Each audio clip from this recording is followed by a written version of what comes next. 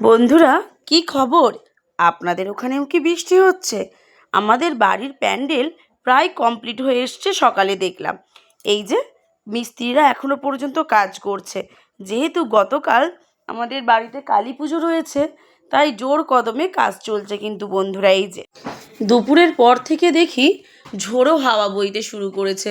মাঝে মাঝে ছিমছাম একটু আধটু বৃষ্টি পড়ছিল ঠিকই, অতটা তবু চিন্তার কারণ ছিল না।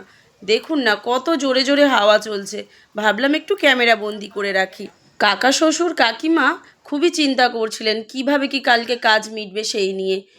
ইতিমধ্যে বন্ধুরা, দুপুরবেলা আমি বসে বসে আমার নতুন রান্নাঘরে একটা নতুন মাটির উনুন তৈরি করেছি। বাগানে প্রচুর কাঠ, তো তাই কাঠের জালে রান্না করার জন্য। আর এই দেখুন আমার বাড়ির ছোট্ট সদস্য, এই যে আমার ছোট ছেলে, উনুনটা চেক করতে গেছে কীরকম হয়েছে। ও বলছে খুব সুন্দর হয়েছে। আপনারাও জানাবেন আমার হাতে তৈরি উনুনটা আপনাদের কেমন লেগেছে। যাই হোক, সন্ধে হয়ে গেল বন্ধুরা।